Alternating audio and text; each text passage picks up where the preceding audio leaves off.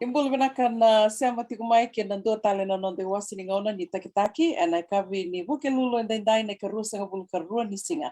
Ni bulo September o ke la ni sauni na oda tiku beka na wawa kiri tinga na nomni bebo soti me wakanga ni ndui na sei buru kitu tiku kina na leo tolungo go kitu sange ya da wat ke mai ka sange rau kina ni mai verongo din dom da mai vera itali tungani ana bata ni kakamburaki ngona radio mbula do bata San Francisco wakambula tikani sibinga na bono ni sema tikumekina seburu buradabo ni sema tikumekina keto wakambula tikani na matabe wakani ngo kere tungamo ni ngendo waseti ngayani na nonda vital no wakamadawa no kitokani ngango repeni matkimbao me wakakiro do vito mali tikani yali tikuna kitu katolu ratpedel na novo yo sana kere repeni menangai wakambula tal tungayani kan mai wakambula taltinga kina nanda bulangi na kavini kwa.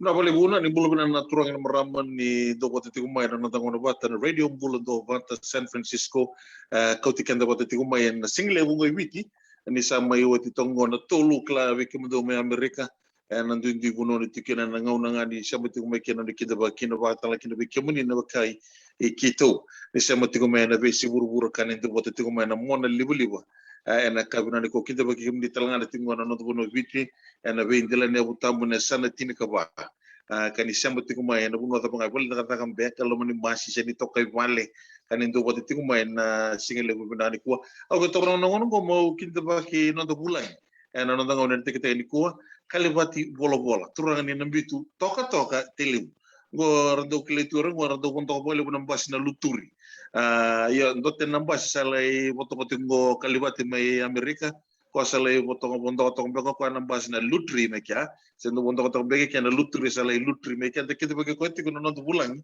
na dorbongo salai tiketo ko Indonesia sau na buku ni bunua salai buli kina ka salai rawata talanga na kena buli da do raida tungana la ni do zabuti tu na bunua na Fort Benning ngona buno randoli buli miki na weran buli na matevolu ganga ni Amerika ka duongo kalibati bolo nda maro to boli buni dona lubi biti nele buli na officer cadet school kasa kambata ke sermani tutu boka satini kana na lesu mai ngona na le buli na buli tordake na buli kila ke na buli ka tuni tutu boni matevolu ni Amerika na buli sermai Fort Benning ando do ronga tanga boli buna na bunongo ni dhubuti mane yalel yengo endua saranga na lubibiti ngone mani toko mena bitu metelu ele buli salambe kan da maro bole benta tenga da enda ranga renuka na ngono ngoni endua na lubibiti ale buli meka sala toko talanga buanda kene tutu me second lieutenant kanon do bulang itiko en non da ngauna ni tekitaki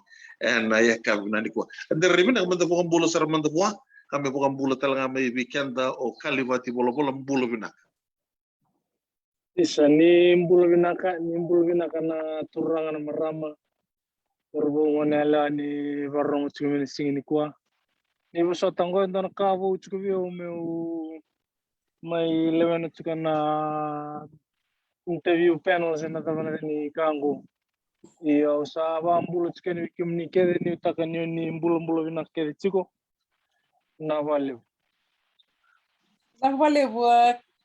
Kali Roni pakamabala takmatanga may nabuno ni toka kina nanto vital no tingo baka do nabuno ni ngande se buno baka ni gito ni tikina gori iyo au chikongo ai Hawaii au basic ngai Hawaii au boy chiko ila i kahuku but nangonongo chiko ila i mai treni chiko na luviongo na flag football ka au mai ndambe tungo ina ndona mbachini i udiwa ina Polynesian Culture Center ko ni rede chama iyo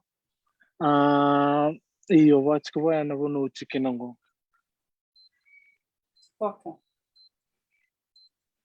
Toto boti i no kagu o sa ko kati gobyerno sa mati ko mena single buni ko erna no taru do rubi ne posti ko mepe o no posti ko mepe kongo posti ko me Hawaii be kemune no kagu Tulo na puno indu ikito tiko kina o andare di kalibati ni tiko sarmengo e Hawaii na revina kana puno toko kina go talanga endo puno andando uri tungane ole alo andare tune kena itamba ia go endalin tambe toko mikina na bekanda da bitalo tiko e o tiko sarani go kino ya sen madalo kali kino tu sen una e toko sarmena non roto tiko mai San Francisco da bo bina boleh puna mona libu ni semati kenda tu enantuanga na ngauna kale utara mata sabi de namba kina no mule wena tigo na mati walu ni Amerika. Sa uchingo e wol na mbaki. Awaduru na ronondolu chinkatolu. Awaduru na ronondolu chinkatolu. Ocha na mbaki serangango na wulo ko sitango na nungu 80th anniversary. Toka kali o ke la ni dona kar na vi kila tali tinga o ire rasa mi tiku mene ka ni kuar na vi kila tipo ni vasi ve ni sava ko atin beka vida na ngone na tiku tuku wa ya na vi kila tali tinga ni pa magala tiku ni mata Nakabalo. Iyo, tumanda o sa me bakan sa pamatal tagyo ni nambito toko tele wasu kay inde umba serua na korosau ni viuto. Awala ko may Hawaii Vultor da kina Brigham Young University Ocha au wawachi sama ni jurusan material Ocha na nunggu graduate may na Brigham Young University Eva chika na luwi kiraw tul na tangane ndua na lawa rambaki sini kina mbaki va range chika between 10 and 2. Nah.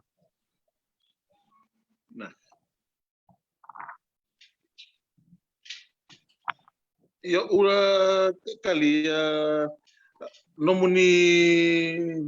nomuni tokongo e mosoto go na Marines go sini chiko tala na section na bodi kine na army okay na yes na army iya na no tokongori kena ukla na chiko tala na buno ni ndoli tiri kina so tala ngondi bichi ni mo so tawara lewana tiko na army ukla ni ombu kla to kai bidar sa tiko na Marines beka e mo so tawa mo le na ngondi bichi era suru tala tala mati baru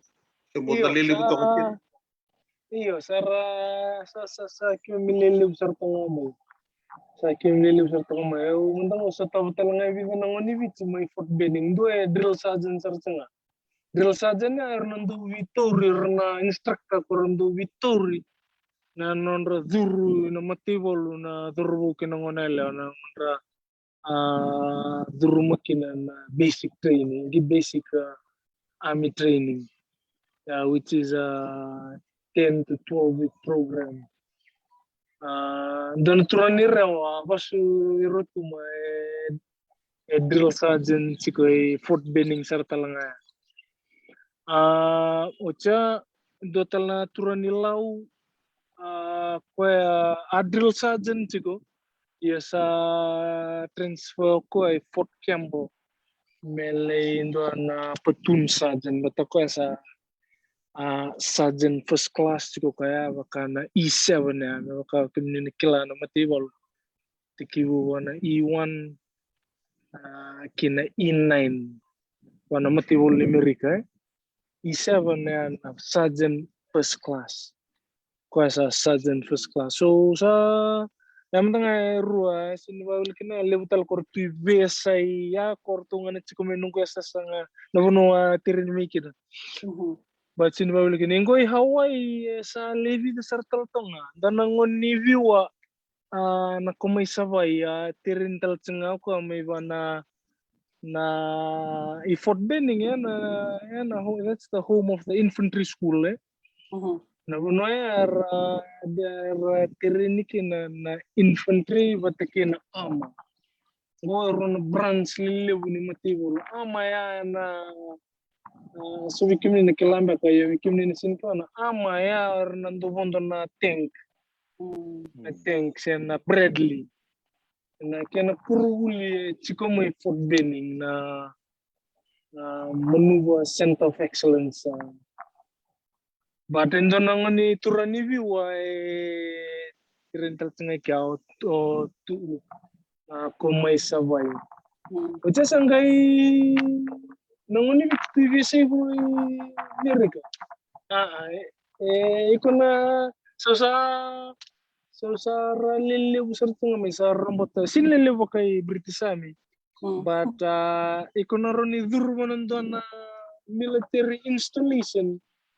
You can guarantee ikona sa tawon doon ng univiti. Ikya. Iya. Betul. Kami nak kali na second lieutenant bola. Uno ni sali to ka kinangori.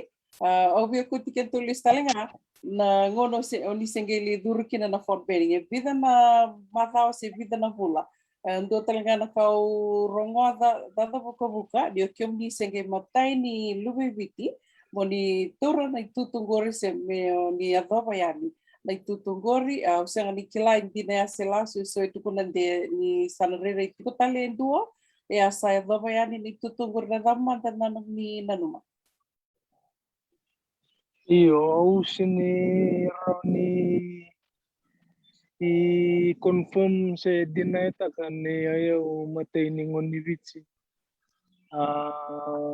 meu turani bolu wana USA mo commission taki wana United States Army and we are isang talangan bimbi kaya kaya umatay sa karua sa kalimanan raw ni ngonivitsi meu commission taki namatay bolu ni Amerika bimbi nga nanondo barita ka chiko isang wala na ngonivitsi na ngone kebe bararam ni keba ka ende sasang ende vaka vakupo okwe roni rawata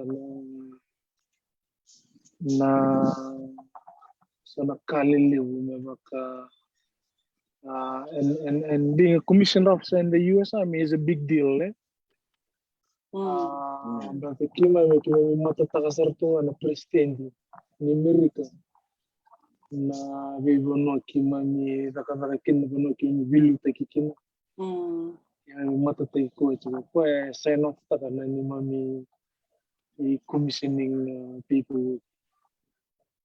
So to answer your question, did I answer your question? Yes, you did. Okay, yeah. Ya vida na bula na bulia. Ito na bula. So if I may, may rakilat nga lara kaya interested na rabuli na sar-sar kami na kabili po.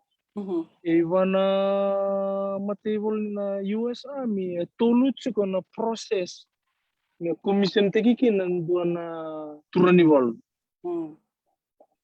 Namatay ni process na United States Military Academy. Na university evat tambakin doon miradur kina turaniwal ngay graduate mo na ng 4-year program.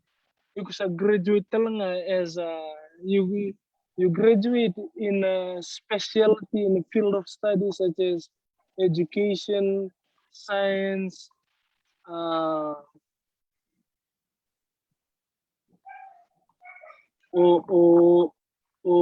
whatever. You graduate talanga as a commissioned officer. Ayan namatay ni kana karon ni route nakaroon ni route yan na ROTC ya totoo tayo ikaroon yung wulit ko pandoy na university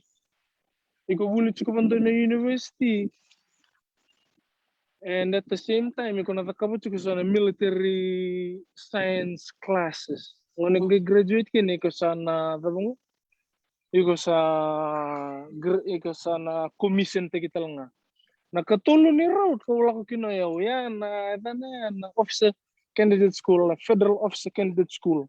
Mhm. Yun kono program wartakan liu ya, it's a 4-year program pana kaulakene it's in corona madaw.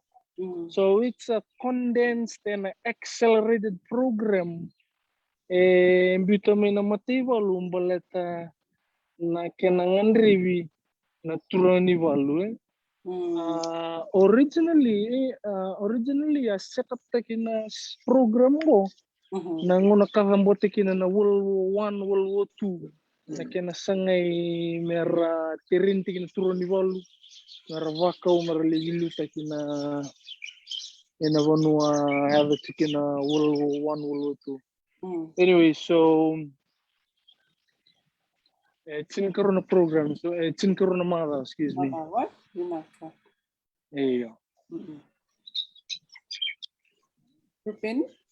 Na vale ukali au na via koti kenda lustale ukalani sa tole vital nota na kanibuli kali kemuni ni susuma ni tumuma ni susu vitis ni sa susu me ya Amerika.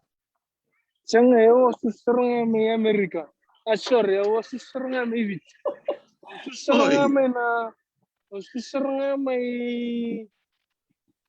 inabuan doon ito sa Pakambalya. Oh, may pakambala. Ay, ukala na kana bunong gore. Susurang may na fam. Oy, nangutaran ko. Nangono ni tumbo daki chumikina, nadaka manda ni ambo tan ratu na dunangono ni na lesotia, nomuni ukala ni rengito kau bembe kana sonongona. Wala mana nomuni tatandra. Ambo toka kina na sotia se go endona kani kele sota banga ngono sang oli mirik. Siyang abando ni tanran yun na may sotia ni Amerika doon na singa. Siyang mandangan ni tanran yun na may tu Amerika doon na singa. But nunggu aku sotia turani balu na RFM. But aku ando nunggu mo batang rico mo sotia ni wits. Iyo na vivo kalunga tekini ni turang sa may ano kini Amerika. Sa may dursa kina matibol Amerika. Toka. Na buno sa lindang bitok kinanggo na second lieutenant dava na novni tubutuba to sa dakitalin se tu talin na lalawa men to sa dakitalin na rawaka. Iyo. So iyo na so kimrosan kelamba kapan matiba lu eru na tanda kanan. Eru kana na Pathway. na tambah na iya na pathway na tambah na doon na enlisted doon na officer. Enlisted na non-commissioned officer na sachi ni lihat mulai sergeant major na kawaya ya usa awan tu na pathway ya iliu go usa lande me na officer side na officer side tikibu wana second lieutenant go tikibu kambaraki wana from second lieutenant to lieutenant then to captain major lieutenant colonel colonel and gaitos and so on and so forth. So, so was in the rank on the officer side. So, it's almost an way to keep it as long as I decide to keep serving, I will continue to get promoted. Positivo nga toka. Eu kali ono betarong kemi sa wal nembaking ko no muniti ko na matiwalu ni sa tose sarano na munitutu ni sa le second lieutenant asando sarana itutu sa to sareda sa no mukamba dagiti mai nimbo dono no munitu of duty okay reviti na RFMF do le ngola to ke le pononi na golan hai senai para ba kemo do member kanya deploy talanga so na no muni TOD ba Iyo, wa TOD. Ya ka render pakan dengan TOD. Ya mewa lako ni bichi. Awale bulo ono to ni bichi matataka ni na United States Army Pacific. Ya na tambana ni US Army ko wingar rabitu nama sa Pasifika. Kita represent na US Army Pacific. Ito le taka ni botake na US Embassy, Department of Defense, na kita watete na tu wingar rabi ivici.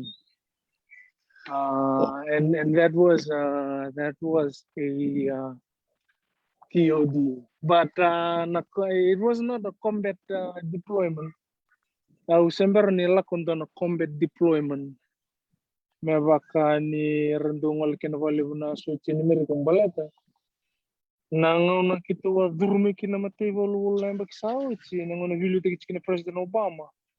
Kaya sa teki wu cutback tako kaya na operations ni mati wala America overseas, especially in Iraq and Afghanistan. Kaya sa kima miwalili tagi saranga kina irangana chikowana special operations unit korabo itavi tagi chikowali na TOD as of 10 years ago. Nanona sentaka nanona orders me sa walili tikina me sa cut down tikina operations may Iraq atau Afghanistan.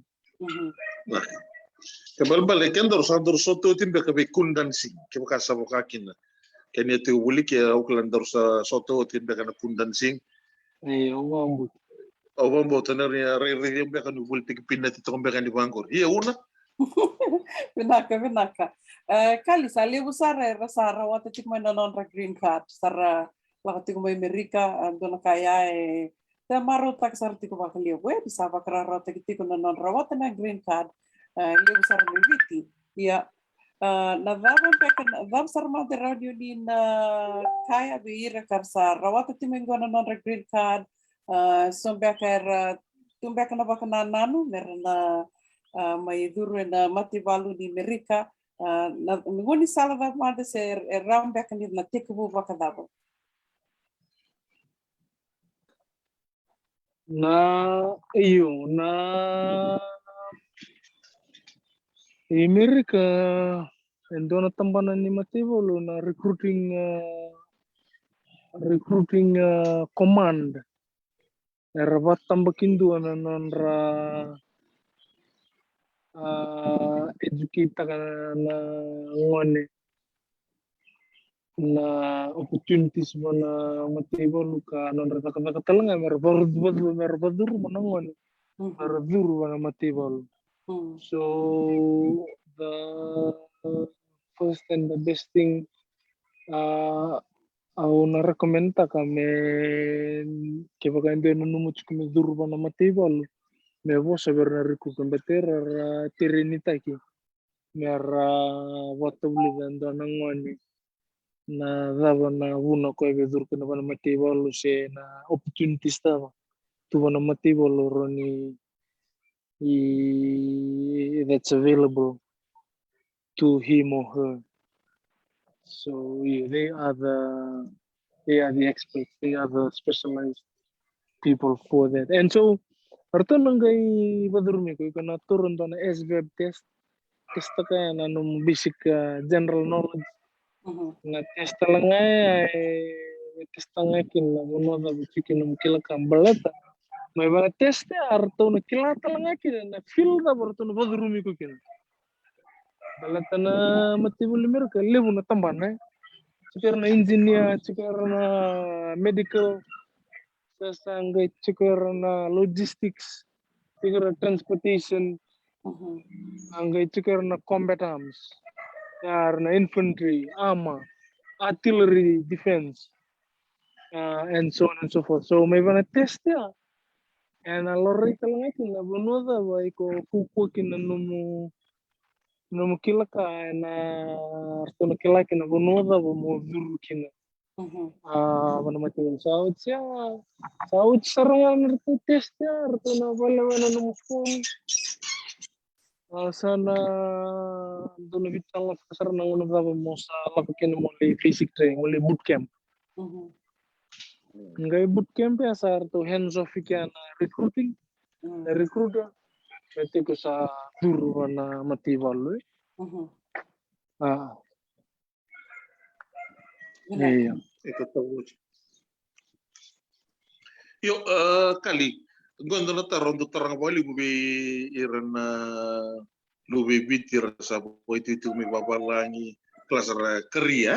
They have a career porque kemuni sa you're a career soldier ni matival di Amerika. Pada kumanda na no kelas na chiko na no muni tubutu bani ding batelebu. Oh, eu não venho banco com bibi no tumi papa lagi mai pertania do motor nga sona British Army. So ersele tino matival irti mirek. Pada kumanda ni sana rita na ngolibi bongor. Bu, kebe misana lesunga di beach.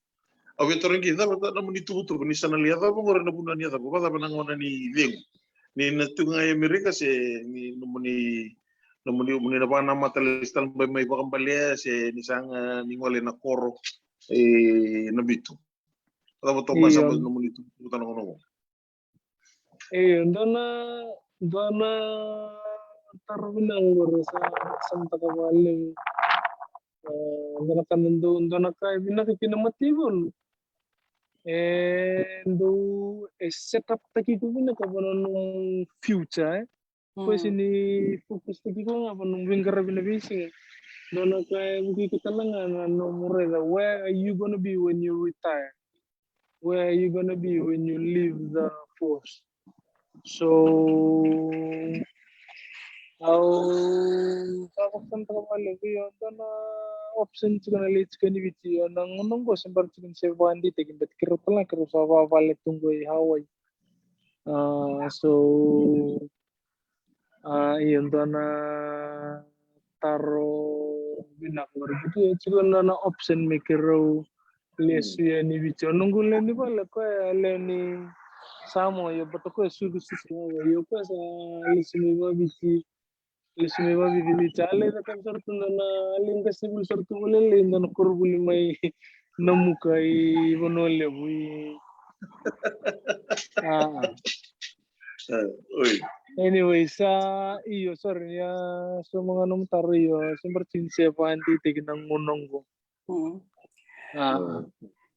Menaka kali, ovi aku tiken tulis tali kila ni dia baritakan dia bakal binaktakan na nono bi bakal longa tetakin na teman tu bakal malangin na buno di samia tu betul kori.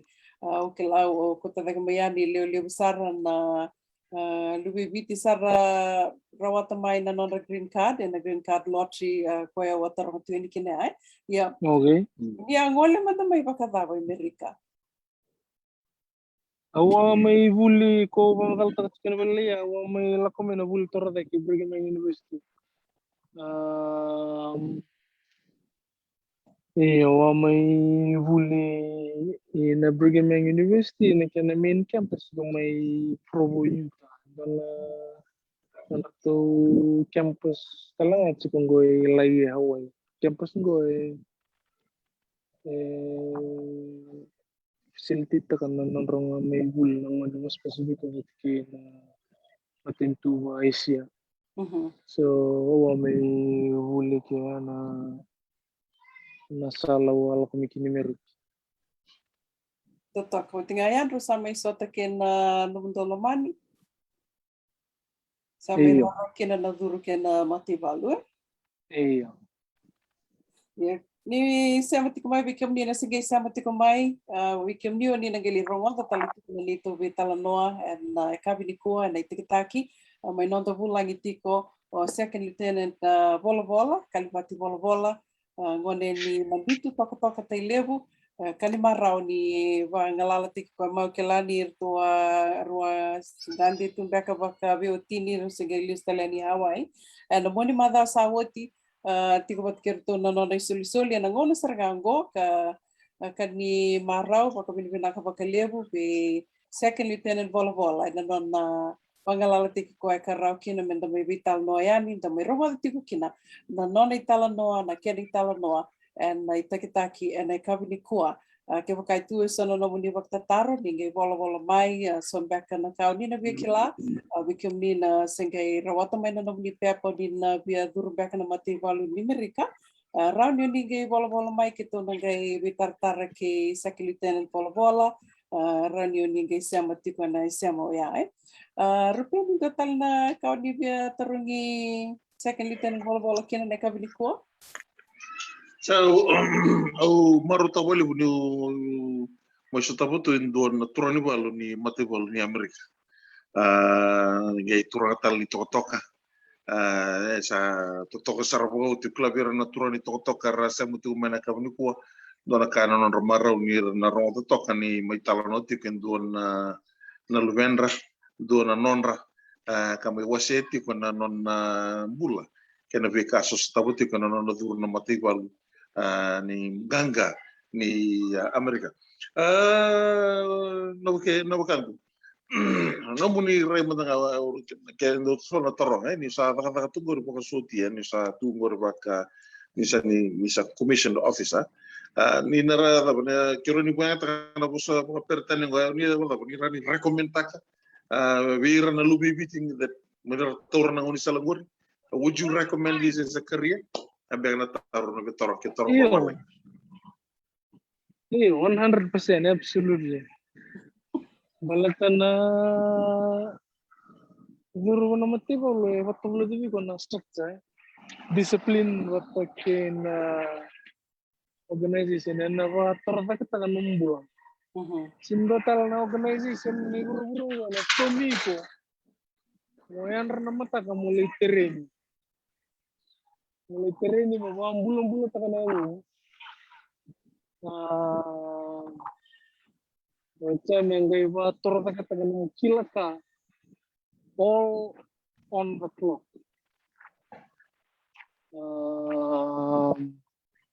So you recommend tak karena motivol. It doesn't matter na motivol bang. But kita pakai keterangan segala motivol Amerika. Iya, na motivol Amerika will offer you the best of the best because we are the best military organization on this earth. Doon na ron ni Indra na kausing kita ko na yung sing wang kita juga nung kita na. We are the best of the best because we have won most, if not all, of the wars we've been in because we strive to be the best in everything we do. So we are semua tal nam taro yo recommend ta na guru na motivol. Totok about ya bikemin na ngoni wuli ni sere kiti gubit ya don na waktu tu sena na taborita ko second lieutenant kali boti bolo bikemin na lubibit ke bukan ni lomo rota tiku na kata ko indo na kata ke bukan sa tigra Amerika si sarawata tu no mutsikini be pondro roka ngayo wakasama ta tino na muli na Amerika gosar nga itu. Bukan kita ketika aku matai na disiplin, oke itu nunggu bici, aku rekomend terkatalang, aku toko anak kayak itu kulit tunggu apa, kan itu nunggu bici, betul turun nanti songko, mediku kira na disiplin, gua antara kayak tontu bulan apa totolo juga tontu wele takkan ngauna, tontu wele ngauna tuh sini takkan ngauna, eroti kan tuh bina karena matang gali buli salah kau tunggu, na turun itu toko bepakas, bukan itu toko mau kaya recommend takati weekend mimbi bikin muni na selomo roti ko senata kata muni tak kinang indo beleta o discipline ken karo buli me ka wari to ka o wayanga ta kana ngauna o sengani buli ta kana ngauna ni zuru en songo ba mate bolo ba mimbi na mate bolo ba kai merke ngen na lewu na buli rto ba karota e winga ni tike na rakini bulan dan bulon don itungo ka bakarota ki ko na no mumbula sampai ramai. Ada pertelangan di woti na siapa kalimat? Iyo, jina tu. Memang kan itu kan contohnya kamu kurang mana kayak gitu pun juga. na vuli kilaka kona va levu taka nom kilaka na vuli keve ai kona vakava chuko all on the clock. So iko sinili vakava talea outside of your job. Iko vakava chuko while you are at work. So chuko no motivo no mo va torada kita no kilaka. Balata no va torada kita kiko. And va torada kita kana institution. Yeah, very very important mo in the kilaya. We can then tamate ke dengan so iyo sianga we tumananga wana kai ko sa warta ko i Kena tikina bina kaya baleta ni ukila ni dovital no bakali pundangan ni tumbu karsa do bati kumai na ngone na bakini bulo ya sarti kumai na high school years high school age nangona sengei ola komikino sengei sasaga tiko me to la kome nangone o se ke la tiko nirto na ado mai sana tiko na bakini bula na high school sena secondary school back maybe in the kilatu ikena high school sanga indo taro abo kitu lebu na vital no ela tiko ya na kau gitu rara ni lebu na itu butubu karasati ko tike ngai do mai vakatarongira dona kana nonra eva kamera senga suetilindo tokona na mativalu serendo tokona na vakasamo ya merambiu na ngone mera laku na mativalu yo oyau na kasaranga ua reitikine ke vakamia ra mai na ngudorobo ya na vo sakilatunga gona vono no beauty ko kina baleta ngono ya na discipline structure senga tiko na structure senga na discipline ya o kila ni na vivo ki sarva ka libu ko ya ke bakaya la krama na ngudurbo kadira raw ni sember ni raw tiko mai ya na ngone lewa sa ngone sa do tikino ko na ne sa vo ngabi ko ru na mbaki me sa o tikino na na vuli na high school o kwesa nono bakasa masartinga ya dore sin sala como kwesa tuno kwa ayo sana la ko sana lisotia wakame wasiru talitika bimba talitika na nogo wakasama done sana au marotaka done sana wakame riba bitaka ni elewa miunge beauty ko mena lako baya matebal kila ni libu na tala no ase libu saram tanga naka kalindan dorongo tu na news na non rando kudu bina na ngone lewa na kabaya ko ya wakame uli riba bitalikino yao yo endona ka au rauni wakandita ka ni rito na recruitment center wakani vivono kedanga na suburbs kedanga darayani kina etiko kina na recruitment center wakarara takatuna nonra duru sen okenda madanga ni tumbu mendala ko yani ndala kitaru wakasala ia sambo roro na kantina na kai waktu kunimai me da waktu kumai goer tu sendu vitar tinga mai ke wakai sabe sau na niru wakasama na vitinani velis taleani na nungone leo meli wakotia sati ko boniti ko kwa na nona wakale fomo salia do sarti ko na sabonga do na teste me também me otia me sarna ke padala kina na vanua merto beauty ko kina e otia sama ni viso taleno no wakasama senga ni rawani na waksaurara tikir na luvenda e dona ka au na via viva com geti tikina be kemni na tumbu ka ni saya do rama Amerika sa ni lako batu mai kina no ni green card dona vanua ya rauni ni litek bukina ke bakau ni via kila na vika me beleta na mativalu sena vanua mer na bikina na ngone o via tukuna ngani senga ni rauni na vaksaurara tikir na ngone all we can do is help them mendan toko ni ranga dagai sulit ngani bira ni vakasala wambo to sa kombekan itekitaki ane kavni kua second lieutenant bola do talembeka na nomo ni vakasala sindo na kau ni via wase talibira na semati kumena kavni kua iyo avia kurenda na kavana dana sana kai ko warta ka chibe matai na vitalano na vital untuk kakatu siang kundur na mati bolu mata na mati bolu ya kai kun le mati kun lubana na mati na sini bina ka weekend so kundur kena Iyo engine na mativolu erlu wanakina ramate na tamata. Iyo na tamata kedi bura-bura era tunin tu mina mativolu bata na kakegi tu mina bulan ibalu news tagi tagi rara makin da sin kelatal to kan dan nabi organization dale era mate kina na tamata me bana badal ka bata. For your information, we can never wrong to me. El libro de que nosotros remate in garrison.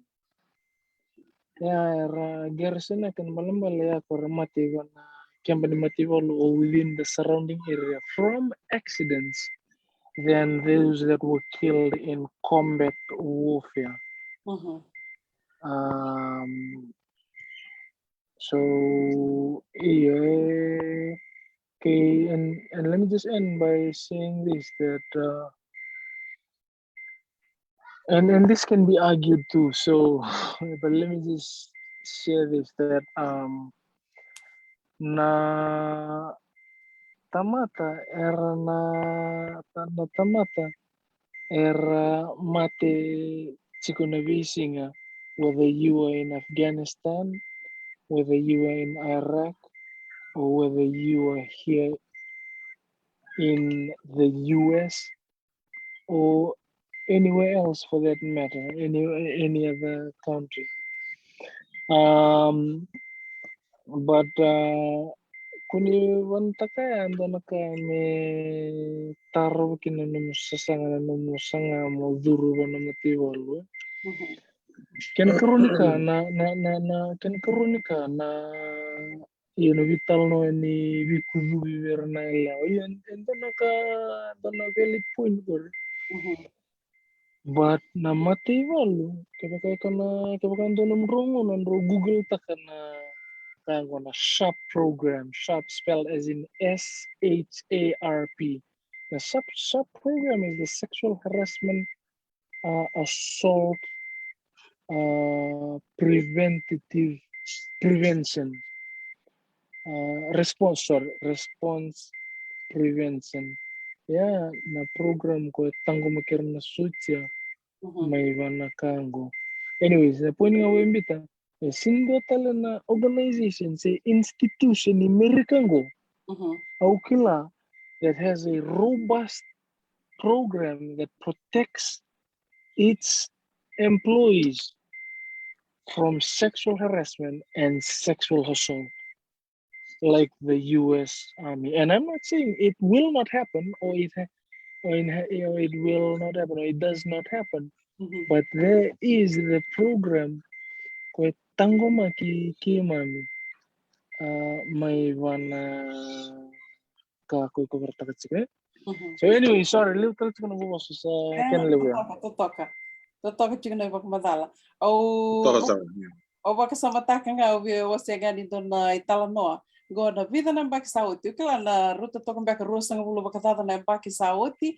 Ukila ni rona nanu mabinak tali tunga na turaga rua. Antona ngunea baka durti kina resale ki mersali durti koro baka lefong tiko sangai tiko mera dur baka yau na turanga mebiti mera lako mera li security baka i Iraki. Ukila Iraki atukuni tiko mera lako Iraki.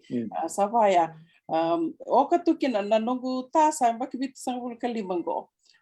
Kuen dona kana nona sa ngume sa lako ya oyau dona kana nungu do vole katilungu tasara potia sa girma nungu nasa tukuno koe una onobu tasa via lako tigme sa li melako Iraki sa tukuna senga o kuen sini lako akironge vital no takwa vitina ni nadami kirona dakaba mi pokine ni lako ta i Iraki baleta e bangona di roba kasama o kuen senga madanga ni kilako e turba da nanda kai e batiana di roba kasama o lako na livi vana na bono ya sa na lidaki na mate na bom na kabaya sa laksar ngure vali dona sigo sugna takakali kumena na passport sami buni takatuno na passport tiga kataraba sa lako ni guru ko sa lako ni baliwali skena no sa ya lo kata ko ni sangai li wala ko bilingang gawra ko no guna gibangra ko na passport sa yali so kilanga ko donga no banu laki no passport lako may via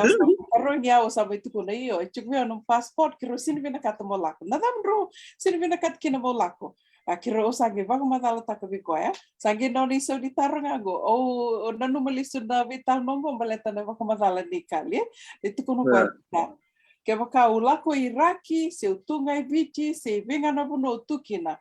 Kaya baka sa nongo singa, ke sa kadivyo na kalo sa kilako ngo na nongo singa rausar nga ni utadang nga do na wani dula mati. Siang ni kinek sar mi ule loba na sar mi mati.